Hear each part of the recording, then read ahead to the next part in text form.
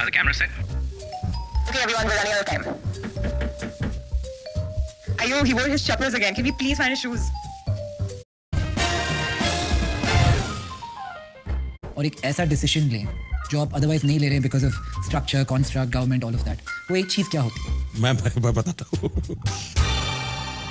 बस अच्छा, हर महीने में एक दिन एक पॉडकास्ट और बाकी महीना कुछ नहीं करते। लेकिन जिससे करना है उसको एक महीने तक समय दे करके उसको हाँ, काफी कंफर्ट करते हैं। करेक्ट इन डेप्थ में करते हैं। ज़्यादातर पॉडकास्ट जो हमने किया है इज अबाउट एंटरप्रेन्योरशिप। हमारी ऑडियंस पूरी वो कैटेगरी है 15 to 40 जिनको पहली बार एंटरप्रेन्योरशिप स्टार्ट करना है। तो हम करते हैं आर्टिफिशियल इंटेलिजेंस के बारे में एक एपिसोड, मेटावर्स के बारे में एक एपिसोड, फार्मास्यूटिकल चीज़ों के बारे में एक, ऐसे वेरी स्पेसिफिक सब्जेक्ट करते हैं। और एक चीज़ हमने अभी शुरू की है पीपल, जिसमें हमने बिल गेट्स ऐसे कुछ लोगों के साथ बातें की हैं, but again very specific to the industry they belong to. एक तो मेरे लिए पॉडकास्ट पहली बार हो रहा है और इसलिए मेरे लिए भी ये दुनिया बिल्कुल नई है। तो सर मुझे माफ़ कीजिए अगर मेरी हिंदी ज़्यादा अच्छी नहीं हो। मैं साउथ इंडियन हूँ, मैं ज़्यादातर बैंगलोर में पला बड़ा हूँ और वहाँ पे लोग, मेरी मम्मी का सिटी मैसूर है तो वहाँ पे ज़्यादा लोग कन्नड़ा बोलते हैं और मेरे पापा मंगलुरु के पास से थे। हिंदी मैंने स्कूल में सीखी है बट फ्लुएंसी के हिसाब से बहुत ज़्यादा अच्छी नहीं है। और लोग कहते हैं कि ज़्यादातर कम्युनिकेशन नॉन वर्बल होती है, जो लोग एक दूसरे को देख के समझ जाते हैं। तो I think we should be fine. देखिए, मैं भी हिंदी भाषी नहीं हूँ, तो हम दोनों की ऐसे ही चलेगी। और ये एक हमारा पॉडकास्ट एक ट्रेडिशनल इंटरव्यू नहीं है, मैं जर्नलिस्ट नहीं हूँ। हम ज़्यादातर उन लोगों से बातें करते हैं जिन्हें पहली बार एंटरप्रेन्योरशिप करनी हो। तो हम उन्हें ये बताते हैं कि एक इंडस्ट्री में एंटरप्रेन्योर बनने के लिए क्या चाहिए, फंडिंग पहली बार कहाँ से मिले, उन्हें कहाँ से सीखने के लिए मटेरियल मिलेंगे ऑनलाइन। तो हम उस जोन से आ रहे हैं। And along the way today we will try to draw parallels between politics and entrepreneurship, क्योंकि मुझे ऐसा लगा है कि इन दोनों में से बहुत सारी ऐसी सिमिलैरिटीज़ है जिसके बारे में किसी ने आज तक बातें नहीं की है। तो विल टेक दैट डायरेक्शन और आगे चलते हैं। तो अगर आप चाहे इस पॉडकास्ट में कुछ सवाल खुद पूछने के लिए, मेरे पास कोई अच्छे आंसर नहीं है बट आप बेहद पूछ सकते हैं। पहली चीज़ मैं बात करना चाहूँगा इस पॉडकास्ट में इज़ आपके लाइफ के पहला भाग, प्री पीएम, प्री सीएम, आप कहाँ पैदा हुए थे, पहले 10 सालों में आपने क्या किया था। If you can throw some light on the first era of your life. देखिए, वैसे तो सबको पता है मेरा जन्म गुजरात में, नॉर्थ गुजरात में महसाना डिस्ट्रिक्ट है। वहाँ वडनगर एक छोटा सा टाउन है। जब हम छोटे थे तब तो शायद 15,000 की आबादी थी, जैसे मोटा मोटा मुझे याद है। मैं उस स्थान से हूँ। लेकिन तब तो जैसे हर एक का अपना गांव होता है, वैसा एक मेरा गांव था। मेरे गांव एक प्रकार से गायकवाड़ी स्टेट था। तो गायकवाड़ स्टेट की एक विशेषता थी, हर गांव में एजुकेशन के प्रति बड़े आग्रही थे। एक तालाब होता था, पोस्ट ऑफिस होती थी, लाइब्रेरी होती थी, ऐसे 4-5 चीजें। यानी गायकवाड़ी स्टेट का गांव है तो ये होगा ही होगा, ये उनकी व्यवस्था थी। तो मैं उस गायकवाड़ी स्टेट की जो प्राइमरी स्कूल बनी हुई थी उसमें ही पढ़ा था। तो मेरे खैर बचपन में वहीं रहा। तालाब था तो स्विमिंग करना सीख गए वहाँ। मेरे परिवार के सबके कपड़े मैं धोता था, तो उसके कारण मुझे तालाब जाने की इजाज़त मिल जाती थी। बाद में वहाँ एक भागवताचार्य नारायणाचार्य हाई स्कूल था, BN हाई स्कूल। वो भी एक प्रकार से चैरिटेबल ही था, वो कोई ऐसा आजकल का जो एजुकेशन की स्थिति है वैसे नहीं थी। तो मेरा वहाँ स्कूली शिक्षा वहाँ पर हुई। उस समय ये 10+2 नहीं था, 11वीं कक्षा हुआ करती थी। मैंने कहीं पढ़ा था कि चाइनीज फिलोसोफर ह्यूएन त्संग वो मेरे गांव में रहे थे, तो उस पर एक फिल्म बनाने वाले थे। तो मैंने उस समय शायद उनकी यहाँ एम्बेसी को या किसी को चिट्ठी लिखी थी कि भाई आपने कहीं पढ़ा है कि आप ह्यूएन त्संग के लिए फिल्म बना रहे हैं, तो मेरे गांव में वो रहते थे, आप उसको भी जिक्र कहीं करना। ऐसा करके मैंने कुछ प्रयत्न किया था, वो बहुत साल पहले की बात है। उसके पहले मेरे गांव में एक रसिक भाई दवे करके थे। वे कांग्रेस के लीडर थे, थोड़े समाजवादी विचार के भी थे, अब मूल वो सौराष्ट्र के थे और मेरे गांव में आकर के बसे थे। वो हम स्कूल को बच्चों को कहते थे कि देखो भाई तुम कहीं पर भी जाओ और कोई भी पत्थर तुम्हें मिले जिस पर कुछ लिखा हुआ हो या कहीं कुछ उस पर नक्काशी की हुई हो, तो वो पत्थर इकट्ठे करके स्कूल के इस कोने में डाल देना। धीरे धीरे वो बड़ा ढेर हो गया था।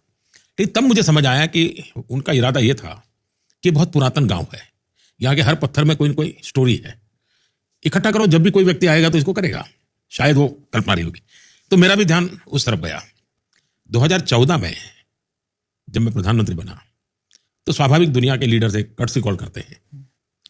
तो चीन के राष्ट्रपति शी, उनका कर्टसी कॉल आया, शुभकामनाएं वगैरह वगैरह बातें हुई। फिर उन्होंने खुद ने कहा कि मैं भारत आना चाहता हूँ। मैंने कहा बिल्कुल स्वागत है आपका, आप जरूर आइए। तो कहा लेकिन मैं गुजरात जाना चाहता हूँ। मैंने कहा तो और अच्छी बात है। तो उन्होंने कहा कि मैं तुम्हारे गांव वडनगर जाना चाहता हूँ। मैंने कहा क्या बात है, आपने यहाँ तक का कार्यक्रम बना दिया है। बोले तुम्हें मालूम है क्यों? मैं कहा नहीं मुझे मालूम नहीं। तो बोले मेरा और तुम्हारा एक स्पेशल नाता है। मैंने कहा क्या? ह्यूएन संग जो चाइनीज फिलोसोफर था वो सबसे ज्यादा समय तुम्हारे गांव में रहा था, लेकिन वापस जब आया चाइना तो मेरे गांव में रहा था। तो बोले हम दोनों का ये कनेक्ट है। और अगर आप अपने बचपन के बारे में और चीज़ें याद करें, जब आप छोटे थे क्या आप अच्छे स्टूडेंट थे? आपके इंटरेस्ट क्या थे इस टाइम? मैं एक बहुत ही सामान्य विद्यार्थी रहा। मैं कोई किसी भी प्रकार से कोई मुझे नोटिस करे ऐसा नहीं था। लेकिन मेरे एक टीचर थे वेलजी भाई चौधरी करके, वो मेरे प्रति बहुत वो रखते थे। तो एक दिन वो मेरे पिताजी को मिलने गए थे। मेरे पिताजी को कह रहे थे इसके अंदर इतनी टैलेंट है लेकिन ये कोई ध्यान नहीं केंद्रित करता है, ऐसे ही है, जबाती बातें की चीजें करता रहता है। तो बोले हर चीज इतनी जल्दी ग्राफ करता है लेकिन फिर अपनी दुनिया में खो जाता है। तो वेलजी भाई की मुझसे बहुत अपेक्षा थी, मेरे वेलजी भाई चौधरी की।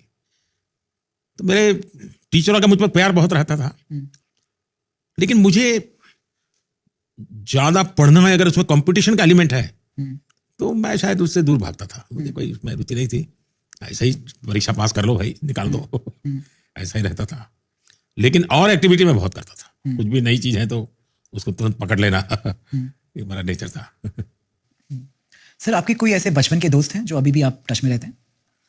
ऐसा है कि मेरा केस थोड़ा विचित्र है। बहुत छोटी आयु में मैंने घर छोड़ दिया।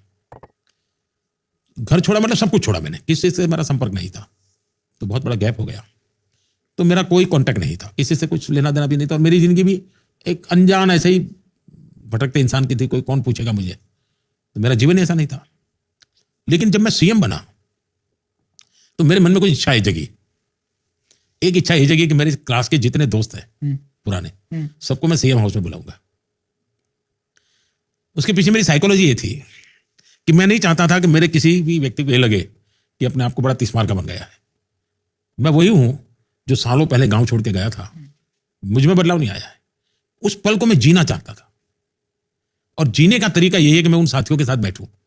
लेकिन वो चेहरे से भी पहचान नहीं पाता था मैं, क्योंकि बीच में बहुत बड़ा गैप हो गया। वो हरे के बाल सफेद हो चुके थे, बच्चे बड़े हो गए थे सब। लेकिन मैंने सबको बुलाया, शायद 30-35 लोग इकट्ठे हुए थे। और रात को बड़ा खाना वाना खाया, गपशप मारे, पुरानी बचपन की आदत ताजा की। लेकिन मुझे वो बहुत आनंद नहीं आया। आनंद इसलिए नहीं आया कि मैं दोस्त खोज रहा था, लेकिन उनको मुख्यमंत्री नजर आता था। तो वो खाई पटी नहीं। और मेरे जीवन में शायद तू कहने वाला कोई बचा ही नहीं, ऐसी स्थिति हो गई है। सब अभी भी संपर्क में है, लेकिन बड़े सम्मान से मेरे प्रति वो लोग देखते रहते हैं। तो एक टीचर थे मेरे, रास विहारी मणियार, उनका भी स्वर्गवास हुआ कुछ समय पहले, और वो करीब 93-94 थे। वो मुझे चिट्ठी हमेशा लिखते थे, उसमें वो तू लिखते थे। बाकी तो एक इच्छा मैं सीएम बना तो एक थी कि मैं अपने स्कूल के दोस्तों को बुलाया। दूसरी मेरी इच्छा थी, जो शायद हिंदुस्तान के लोगों के लिए अजीब होगा, मेरा मन करता था मैं मेरे सभी टीचर्स को सार्वजनिक रूप से सम्मान करूंगा। तो मुझे बचपन से जिन्होंने पढ़ाया है और स्कूली शिक्षा तक जो भी मेरे टीचर रहे, मैंने सबको ढूंढा। और सीएम बनने के बाद उनका बहुत बड़ा सार्वजनिक सम्मान किया मैंने। और हमारे गवर्नर साहब थे शर्मा जी, वे भी उस कार्यक्रम में आए, और गुजरात के सभी लब्ध प्रतिष्ठित लोग उस कार्यक्रम में थे। और मैं एक मैसेज मेरे मन में था कि मैं जो कुछ भी हूं, इनका भी कुछ ना कुछ योगदान है मुझे बनाने में। कोई मेरा बाल मंदिर के टीचर रहे होंगे, कोई सबसे बड़ी आयु के टीचर 93 ईयर के थे। करीब 30-32 टीचर्स को बुलाया था, और उनका सबका मैंने सार्वजनिक रूप से सम्मान किया। और मेरे जीवन की वो बड़ी अच्छी पल थी कि मेरे मन में लगता नहीं। फिर मैंने एक दिन मेरे जीवन में किया, मेरा जो बृहद परिवार था, मेरे भाई, उनके संतान, बहन, उनके संतान, जो भी परिवार के लोग, क्योंकि उनको भी मैं पहचानता नहीं था क्योंकि मैं छोड़ चुका था। लेकिन एक दिन मैंने मेरे सीएम हाउस में सबको बुलाया, सब परिवारजनों को परिचय किया मैंने, ये कौन किसका बेटा है, किसकी शादी कहाँ हुई है, क्योंकि मेरा तो कोई नाता रहा नहीं था। तो तीसरा काम मैंने ये किया।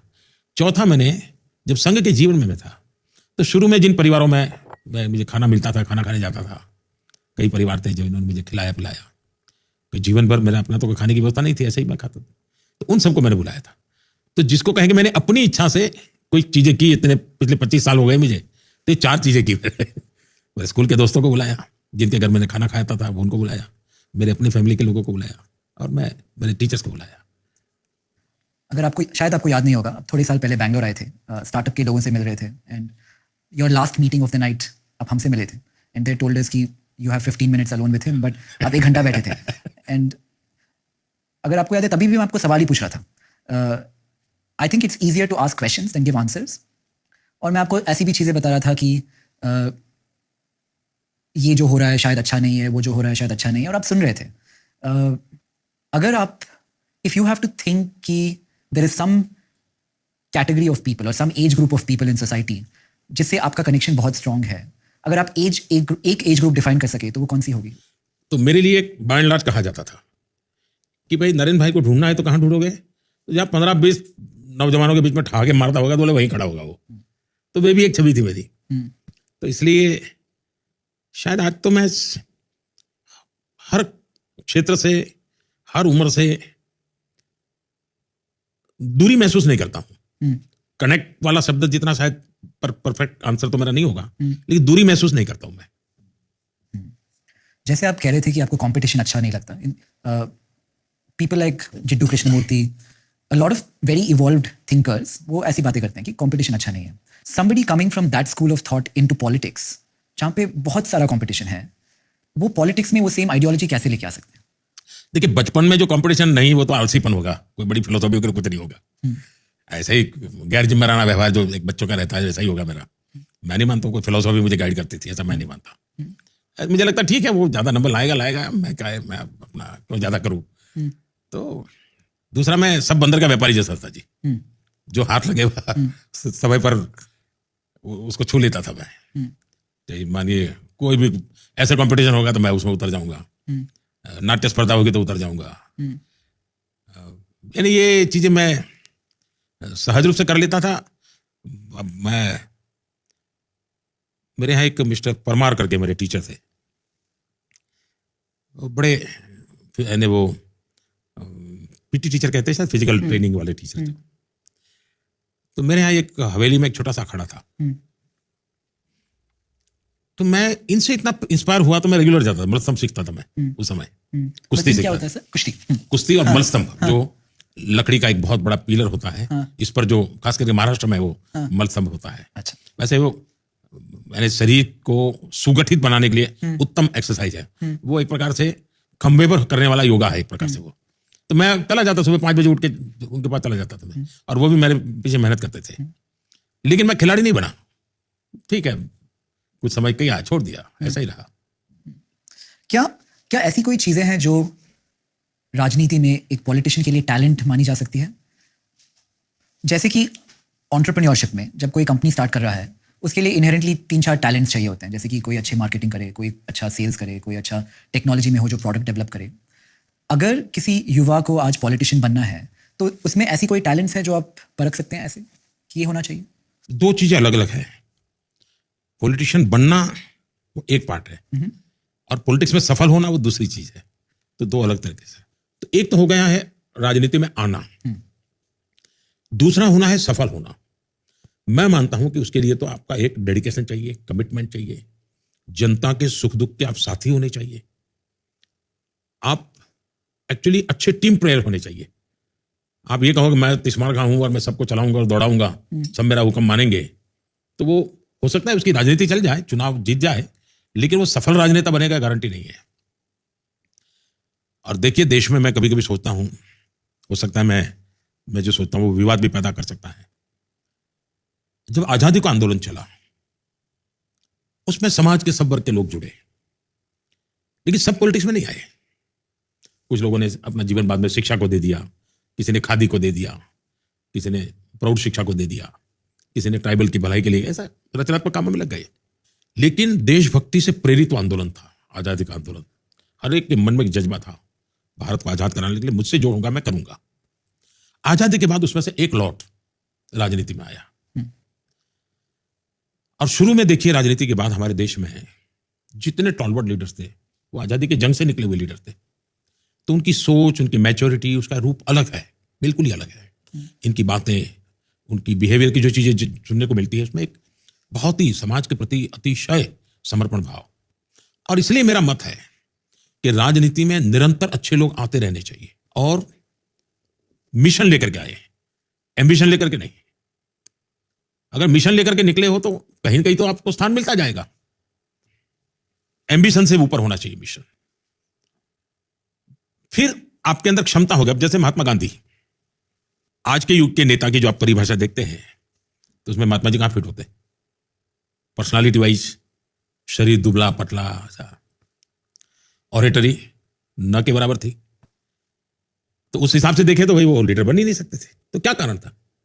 तो जीवन बोलता था। और ये जो ताकत थी उसने इस व्यक्ति को पीछे पूरे देश को खड़ा कर दिया था। और इसलिए ये जो आजकल ये जो बड़े प्रोफेशनल कैटेगरी में पॉलिटिशियन का रूप देखा जा रहा है, लच्छादार भाषण करने वाला होना चाहिए, ये कुछ दिन चल जाता है, तालियां बज जाती हैं, लेकिन अल्टीमेटली तो जीवन काम करता है। और दूसरा मेरा मत है कि भाषण कला, ऑरेटरी, उससे भी ज्यादा महत्वपूर्ण है कम्युनिकेशन। आप कम्युनिकेट कैसे करते हैं? अब देखिए महात्मा गांधी हाथ में अपने से भी ऊंचा डंडा रखते थे, लेकिन अहिंसा की वकालत करते थे। बहुत बड़ा कॉन्ट्रास्ट था, लेकिन कम्युनिकेट करते थे। महात्मा जी ने कभी टोपी नहीं पहनी, लेकिन दुनिया गांधी टोपी पहनती थी। कम्युनिकेशन की ताकत थी। महात्मा गांधी का राजनीति क्षेत्र था, पॉलिटिक्स था, लेकिन राज व्यवस्था नहीं थी। वो चुनाव नहीं लड़े थे, वो सत्ता पे नहीं बैठे थे, लेकिन मृत्यु के बाद जो जगह बनी उसका नाम राजघाट रखा। और सर, जो आपने अभी कहा है, ये आज के पूरे कॉन्वर्सेशन का पॉइंट हमारे लिए यही है कि हम we want to tell young people कि think of politics as entrepreneurship. And what I am hoping is at the end of this, एक 10,000 young smart Indians get motivated by your life, get inspired to try and be politicians in India.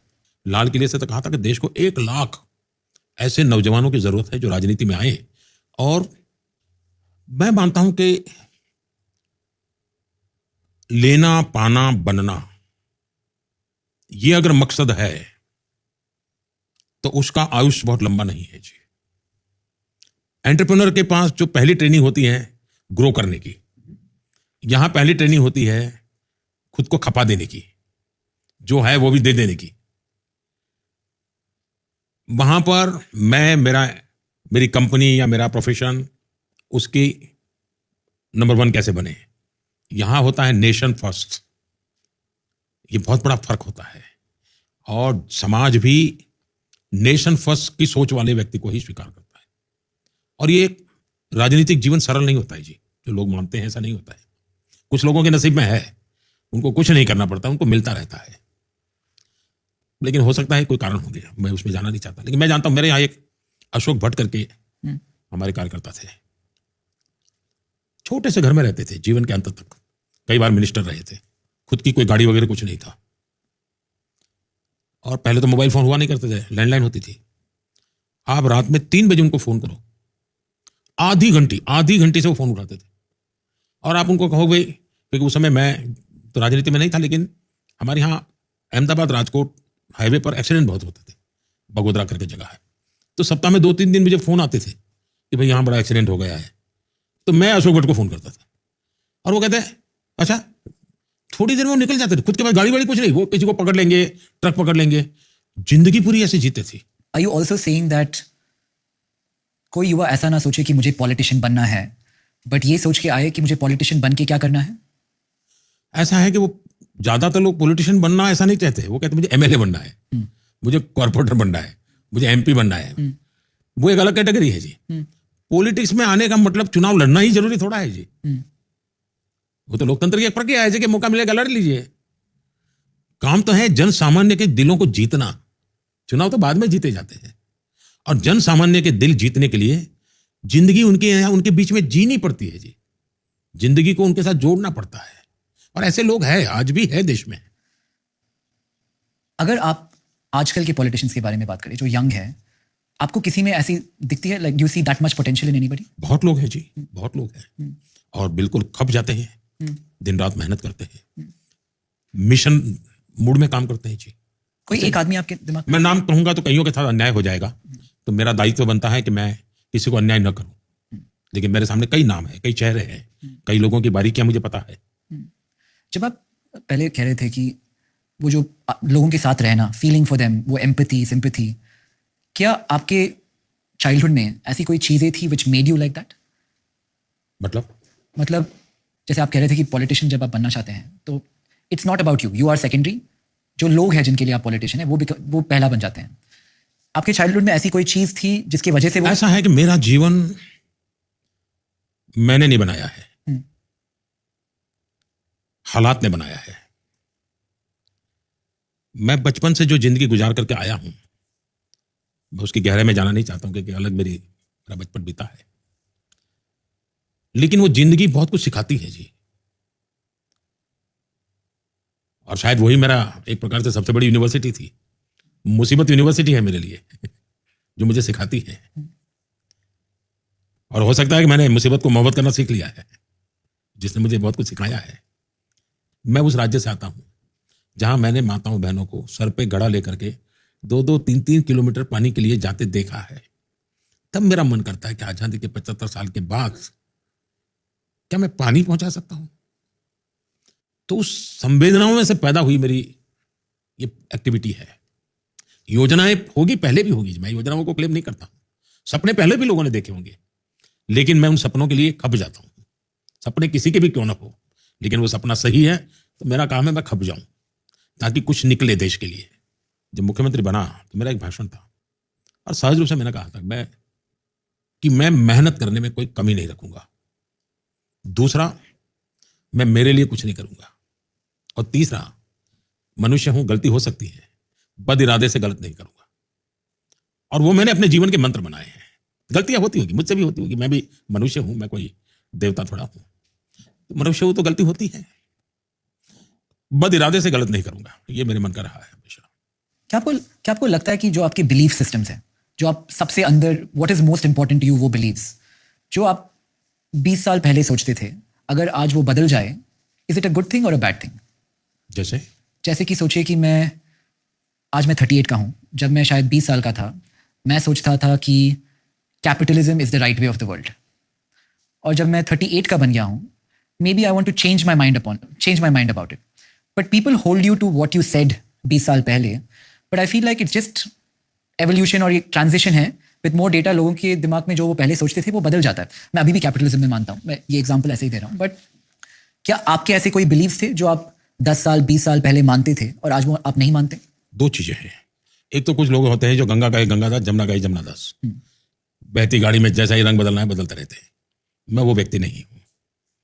मैं एक ही विचार से पला बढ़ा हूं. और अगर मेरी उस आइडियोलॉजी को बहुत कम शब्दों में अगर कहना है तो वो ये है, नेशन फर्स्ट. अगर मेरा एक टैगलाइन है नेशन फर्स्ट, तो फिर उसमें जो भी फिट बैठता है, मुझे फिर वो आइडियोलॉजी के बंधनों में बांधता नहीं है, ट्रेडिशंस के बंधनों में बांधता नहीं है. वो मुझे आगे ले जाने के लिए जरूरी होता है तो मैं करता हूं. पुरानी चीजें छोड़नी है तो मैं छोड़ने के लिए तैयार हूं, नई चीजें स्वीकार करने के लिए तैयार हूं, लेकिन मानदंड क्या? Nation first. मेरा तराजू एक है, मैं तराजू नहीं बदलता. अगर मैं इसको थोड़ा और दूसरी तरफ लेके जाऊं, तो क्या पॉलिटिशियन की आइडियोलॉजी होती है जिसके वजह से उसे फॉलोअर्स मिलते हैं, या सोसाइटी की आइडियोलॉजी होती है जिसको पॉलिटिशियन कॉपी करते हैं और उसकी वजह से उसको फॉलोअर्स मिलते हैं? आइडियोलॉजी से भी ज्यादा आइडियलिज्म का महत्व है. आइडियोलॉजी के बिना राजनीति होगी ऐसा मैं नहीं कहता हूं, लेकिन आइडियलिज्म, आदर्शवाद, इसकी बहुत जरूरत होती है. जैसे आजादी के पहले क्या आइडियोलॉजी थी भाई? आंदोलन चलता था, फ्रीडम, आजादी, वही एक आइडियोलॉजी थी. गांधी जी का रास्ता जुदा था, आइडियोलॉजी आजादी. सावरकर का रास्ता अपना था, आइडियोलॉजी अलग. कौन सी? आजादी. लोग कहते हैं कि पॉलिटिशियन बनने के लिए थिक स्किन चाहिए, मोटी चमड़ी. How does one develop this? लोग ट्रोल करेंगे, पब्लिक में आपके बारे में बुरा कहेंगे, आपके बारे में कहानियां बनाएंगे. ये नॉर्मल आदमी के लिए एक नया एक्सपीरियंस है. ये कैसे सीख सकते हैं? राजनीति में संवेदनशील लोगों की जरूरत है. किसी का भला हो तो खुशी हो, ऐसे ऐसे लोगों की जरूरत है. दूसरा विषय है आरोप प्रत्यारोप. तो ये लोकतंत्र में आपको स्वीकार करके चलना चाहिए कि आप पर आरोप होंगे, भांति भांति के आरोप होंगे, लेकिन आप अगर सही है, आपने गलत नहीं किया है, तो आपको कभी भी परेशानी नहीं होती. और सर, अपने प्री सोशल मीडिया पॉलिटिक्स में आप सीएम रह चुके हैं और पोस्ट सोशल मीडिया में आप पीएम हैं. इस दौरान पॉलिटिक्स कैसे बदला है? आपने दोनों देखे हैं, पहले वाला टाइम और आज का टाइम भी. जब सोशल मीडिया ज़्यादा इंपॉर्टेंट नहीं था और आज जब ये बहुत ज़्यादा इंपॉर्टेंट हो गया है, अगर आप इसके बारे में कुछ एडवाइस दें एक युवा को जो पॉलिटिशियन बनना चाहता है कि इसको कैसे यूज़ करते हैं? तो कभी कभी लोग मुझे पूछते हैं, छोटे छोटे जब बच्चों को मिलता हूँ ना, तो मुझे ये सवाल पूछते हैं। मुझे भी अच्छा लगता है उनके साथ गप्पे मार रहा। 8वीं 9वीं कक्षा के बच्चे कभी आ जाते हैं मिलने के लिए, तो कहते हैं साहब ये, कभी कोई बच्चे पूछते हैं आप खुद को टीवी पर देखते हैं तो कैसा लगता है, ऐसा पूछते हैं। कुछ बच्चे आगे पूछते हैं कि इतनी सारी आपको दिन रात गालियां पड़ती है, आपको कैसा लगता है? तो मैं उनको एक चुटकुला सुनाता हूँ। मैं कहता हूँ कि मैं अहमदाबादी हूँ और हमारे अहमदाबादी लोग की अलग एक पहचान, उनके बहुत चुटकुले चलते हैं। मैंने कहा एक अहमदाबादी स्कूटर लेके जा रहा था और किसी के पास बिल्कुल टक्कर लग जाए ऐसा, तो सामने वाला गुस्से में आ गया, तो मैं शुरू हो गई, वो गालियां देने लगा। ये जो अहमदाबादी था अपना स्कूटर लेके ऐसे ही खड़ा रहा, वो गालियां देता ही जा रहा था। इतने में कोई आया, बोले यार भाई तुम कैसे इंसान हो, ये गालियां दे रहा है और तुम ऐसे ही खड़े हो। तो कह रहा है भाई दे रहा है ना, ले तो नहीं जा रहा ना कुछ, ये अहमदाबादी की टिपिकल दे जा रहा है, कुछ ले तो नहीं जा रहा है। तो मैंने भी मन बना लिया कि ठीक है भाई दे रहे हैं गालियां, उनके पास जो होगा वो देंगे, मेरे पास जो होगा मैं दूंगा। लेकिन आप सत्य के धरातल पर होने चाहिए, आपके दिल में पाप नहीं होना चाहिए। अगर आप, वरना, अच्छा कोई मुझे बताए साहब, आप पॉलिटिक्स में नहीं है, एक ऑफिस में काम करते हैं, क्या उस ऑफिस में ऐसा नहीं होता है क्या? एक विशाल परिवार है और उसमें भी 2 भाइयों के बीच में कोई थोड़ा तनातनी हुई, तो ये होता है कि नहीं होता है? तो जीवन के हर क्षेत्र में ये कम अधिक मात्रा में, लेकिन होता तो हो रही है। और इसलिए उसके आधार पर मोटी चमड़ी के होने के लिए इसे हमें नहीं सोचना चाहिए, अत्यंत संवेदनशील होना चाहिए। सार्वजनिक जीवन में संवेदनशीलता के बिना आप लोगों का भला नहीं कर सकते जी। और मैं मानता हूं ये लोकतंत्र की बहुत बड़ी ताकत है सोशल मीडिया। पहले गिने चुने लोग आपको परोसते थे, आप उसी को सत्य मानते थे, तब भी आप तो फंसे हुए ही थे। आपको कोई वेरिफिकेशन के लिए अवकाश ही नहीं था कि उसने कहा कि 1 लाख लोग मर गए तो आप मानते 1 लाख लोग मर गए। आज आपके पास ऑल्टरनेट है, आप वेरीफाई कर सकते हैं कि भाई ये बात आई है तो यहाँ कहाँ है, यहाँ कहाँ। आपके मोबाइल फोन में हर चीज अवेलेबल है। थोड़ा ध्यान दीजिए, आप बहुत आराम से सत्य के पास पहुंच सकते हैं। और इसलिए डेमोक्रेसी को ताकत देने का काम सोशल मीडिया से हो सकता है। जो लोग आज विकृतियों के कारण कुछ गलत कर रहे हैं, तो समाज में वैसी सामान्य स्थिति में भी, मुझे तो याद है जब पहले मैं संगठन का काम करता था, कोई बात ना हो, हम जनसंघ के लोगों को, तो मैं तो उस समय राजनीति में नहीं था, ऐसी गालियां पड़ती थी, कुछ ना किया हो, कुछ भी नहीं हो, गालियां पड़ती थी।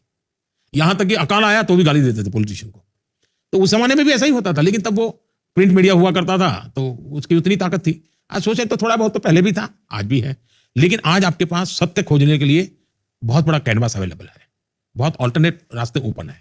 और आज का नौजवान जो है ज्यादातर इन चीजों को वेरीफाई करता है। देखिए मैं आजकल कभी बच्चों को मिलता हूं, मैं हैरान हूं, स्पेस के विषय में काफी रुचि नजर आती है। तो चंद्रयान की सफलता ने मेरे देश के नौजवानों में एक नया स्पिरिट पैदा किया है। मुझे कई बच्चे मिलते हैं, वो गगनयान के टाइम टेबल के विषय में उनको पता होता है। सोशल मीडिया की ताकत देखिए, वो फॉलो करता है कि गगनयान का क्या हो रहा है, एस्ट्रोनॉट का क्या हो रहा है, किसकी कहां ट्रेनिंग चल रही है। 8वीं 9वीं कक्षा के बच्चों को पता होता है। इसका मतलब यह हुआ कि सोशल मीडिया एक प्रकार से नई जनरेशन के लिए एक बहुत बड़ी ताकत भी बन रही है, और मैं उसको उपयोगी मानता हूं। जब मैं नया नया राजनीतिक क्षेत्र में आया, तो मैं तो बहुत छोटा था, तो मुझे तो कोई गाली खाने का प्रश्न नहीं आता था, लेकिन उटपटांग चीजें मैं सुनता था, तो मुझे लगता था ये क्यों ऐसा बोलते हैं लोग, क्यों ऐसा करते हैं। फिर धीरे धीरे मुझे समझ में आया कि भाई ये एक क्षेत्र ही ऐसा है कि इसमें आपको जीना है। आजकल बहुत सारे बच्चे ये कह रहे हैं कि उनको एंग्जाइटी होती है, मुझे भी होती है। एंग्जाइटी मेरे लाइफ में the way it presents itself is, जैसे मैं आपके साथ बैठ के बातें कर रहा हूँ, I feel nervous, I feel anxious. मुझे ये लगता है कि पता नहीं मैं क्या बोल दूंगा, आपको कैसे लगेगा, and it's a tough conversation for me to have. बहुत सारे बच्चे एंग्जाइटी के बारे में बात कर रहे हैं, ये आपकी जिंदगी में भी आता है, और जब आपके बचपन में आता था आपने इसके साथ किया क्या? आता तो होगा, ऐसा तो नहीं है कि परमात्मा ने कुछ मेरे लिए दरवाजे बंद रखे होंगे जो हर एक को देते हैं वो मुझे भी दिया होगा। लेकिन हर एक की अपनी इन चीजों को मैनेज करने की अलग अलग क्षमता होती है और अलग अलग स्टाइल होती है। ये अगर मैं ये आपसे सीखना चाहूं तो how does one do it? Exactly कोई थीसिस के रूप में कहना तो बड़ा कठिन है, लेकिन मैं एक ऐसे पद पर बैठा हूं कि मुझे मेरे इमोशंस को, मेरी जो नेचुरल टेंडेंसी मनुष्य की होती है, उन सब से बाहर रहना होगा, सबसे ऊपर रहना होगा। अब जैसे 2002